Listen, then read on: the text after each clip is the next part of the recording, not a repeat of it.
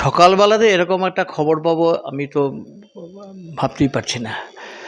বুদ্ধদা অসুস্থ হয়েছেন বেশ কয়েকবার, সুস্থ হয়ে ফিরে এসেছেন, কিন্তু এবারে বুদ্ধদা কোনো অসুস্থতার কোনো সুযোগই দেয়নি যে তিনি চলে যাবেন, এরকম একটা সুযোগও দেননি।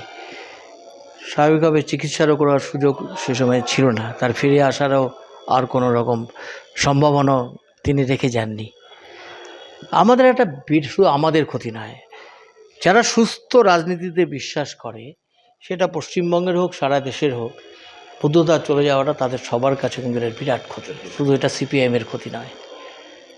এই রকম একটা সংস্কৃতিবান মানুষ, তার যে বাচন ভঙ্গি, তার যে রুচি, তার যে মানুষের প্রতি তার যে একটা ভালোবাসা, শৃঙ্খলাবদ্ধ একটা যে জীবন, আমি চোখের সামনে সেটা দেখেছি। অনেক ক্ষেত্রেই অনেক কিছু তার কাছ থেকে শিক্ষণীয়।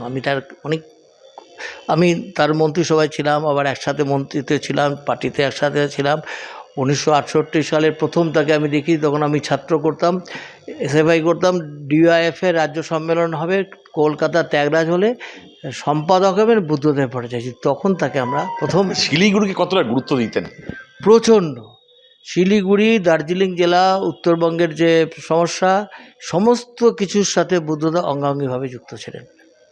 বুদ্ধদা যখন বুদ্ধদা দার্জিলিং জেলার ইনচার্জ ছিলেন, আমাদের পার্টির ইনচার্জ ছিলেন।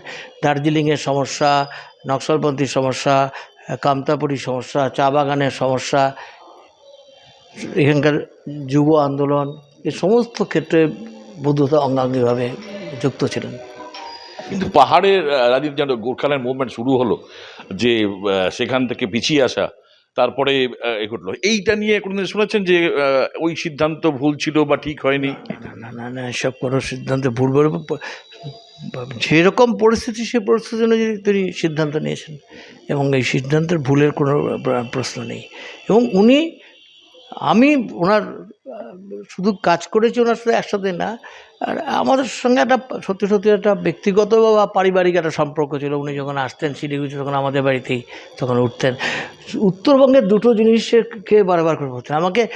প্রত্যেক বছরই আমার একটা কাজ ছিল যে শিলিগুড়ি থেকে আমাকে বলতেন লেবু নিয়ে আসবার সময়, কমলা লেবু। আচ্ছা, এই কমলা লেবু আমি নিয়ে যেতাম, কিন্তু এই বছরই আমি কমলা লেবু নিয়ে যেতে পারিনি। আচ্ছা। আরেকটা হচ্ছে বরলি মাছ, তিস্তার বরলি মাছ। এই দুটো উনি খুব পছন্দ। আর চা হচ্ছে লাল চা, আরেকটা হচ্ছে এই যে কফি হচ্ছে মানে ব্ল্যাক কফি। এইটাই হচ্ছে ওনার। কোথা থেকে চা নিয়ে যেতেন? না, চা না, আমি চা এখান থেকে কোনো নিয়ে যেতেন না, কখনো না। না না না না, চা কফি খেতেন, খেতেন, কিন্তু উনি বলতেন তুমি আসবার সময় লেবু নিয়ে আসবে। আমি 1 বছর আগে ওনার বাড়িতে গেছিলাম, তখনও আমাকে এই কথা বলে নিয়ে গেছিলাম। এখানে যখন আসতেন তখন কি খেতে ভালোবাসতেন? না, সেরকম কোনো কিছু না। আমাকে একদিন আমি যে ঘরে থাকতাম তার পাশের ঘরে উনি তখন থাকতেন। তারপর যখন মুখ্যমন্ত্রী হলেন তখন উনি সার্কিট হাউসে থাকতেন। তো একদিন এসে রত্নাকে, আমার স্ত্রীকে বলল, রত্না তুমি আমার জন্য না একটু এই যে পাতলা পাতলা করে খিচুড়ি করে দিও তো। আরেকবার একটা কথা বলেছিলেন, সেটা হচ্ছে একটা পরোটা, একটা এরকম পরোটা থাকে না, এরকম বড় বড়, এরকম বললেন, আবার নির্দেশ দিয়ে দিলেন ওরকম করে পরোটা আমাকে পাঠিয়ে দিও। তো এরকম কখনো কখনো উনি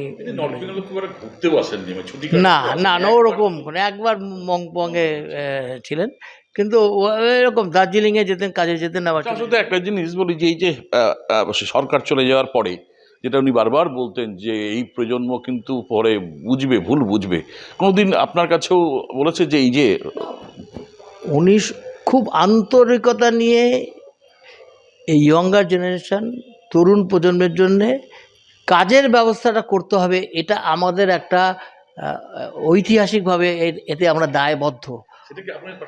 একদম বলেছেন, কতবার বলেছেন এটা।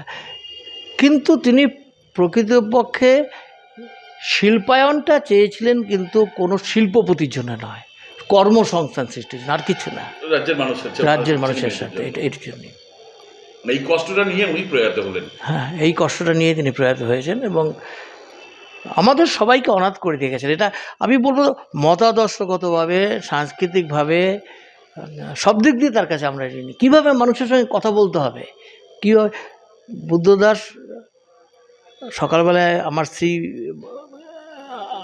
স্ত্রী যখন মারা যায় তখন আমি দিন বাড়িতে গেছি, তারপরে একদিন আমাকে বলছে রত্নার মতন কোনো মেয়ে হয় না, এই একটা কথা বারবার বলতেন। আর আমাদের বাড়িতে যখন থাকতেন না, সকালবেলা রবীন্দ্রনাথের একা একা শুয়ে শুয়ে গান গাইতেন, অজস্র গান জানতেন রবীন্দ্রনাথের গান, কোনোদিন কোনো গান করেননি কখনো, অজস্র গান জানতেন রবীন্দ্রনাথের। তার আবৃত্তি, তার ভাচনভঙ্গি, বক্তৃতা দিতেন, একটা কখনো খারাপ শব্দ কেউ বলতে পারবে না ব্যবহার করেছেন অ্যাসেম্বলিতে। আমি দেখেছি একেবারে সব দিক দিয়ে। আমি বলছি না শুধু পার্টিগতভাবে রাজনীতিগতভাবে তা নয়, সাংস্কৃতিক দিক দিয়ে সব দিক দিয়ে মানুষের সাথে জনসম্পর্কটা আরও যখন আমাদের প্রয়োজন আরও বেশি উন্নতভাবে জনসম্পর্কটাকে রক্ষা করা, তখন তিনি চলে গেলেন। তার মানে এটা হচ্ছে এটা তো আমাদেরকে সত্যি সত্যি এটা অনাথ করে দিয়ে গেলেন এটা।